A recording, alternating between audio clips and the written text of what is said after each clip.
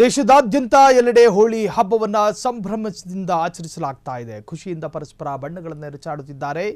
ಇಂದು ಹೋಳಿ ಹುಣ್ಣಿಮೆ ಹಿನ್ನೆಲೆಯಲ್ಲಿ ಯುವಕ ಯುವತಿಯರು, ಮಕ್ಕಳು, ಮಹಿಳೆಯರು, ವೃದ್ಧರು ಸೇರಿದಂತೆ ಎಲ್ಲರೂ ಬಣ್ಣದ ಓಕಳಿಯಲ್ಲಿ ಮಿಂದೇಳುತ್ತಿದ್ದಾರೆ. ರಾಜ್ಯದಲ್ಲೂ ಹೋಳಿ ಸಡಗರ ಜೋರಾಗಿ ನಡೆದಿದೆ. ಇನ್ನು ಕಲಬುರಗಿ ಮತ್ತು ಬೀದರ್ನಲ್ಲೂ ಸಹ ಬಣ್ಣದ ಹಬ್ಬವನ್ನು ವಿಶೇಷವಾಗಿ ಆಚರಿಸಲಾಯಿತು. ಗಡಿ ಜಿಲ್ಲೆಯಾದ ಬೀದರ್ನ ಔರಾದ್ನ ಘಮಸುಬಾಯಿ ತಾಂಡಾದಲ್ಲಿ ಲಂಬಾಣಿ ಸಂಪ್ರದಾಯದಂತೆ ಶಾಸಕ ಪ್ರಭು ಚೌಹಾಣ್ ಹೋಳಿ ಹಬ್ಬವನ್ನು ಅದ್ಧೂರಿಯಾಗಿ ಆಚರಿಸಿದ್ರು. ಇನ್ನು ಶಾಸಕ ಪ್ರಭು ಚೌಹಾಣ್ ಮಹಿಳೆಯರ ಲಂಬಾಣಿ ಪದಕ್ಕೆ ಪತ್ನಿಯ ಜೊತೆ ಸ್ಟೆಪ್ ಹಾಕಿ ಸಂಭ್ರಮಿಸಿದ್ದಾರೆ.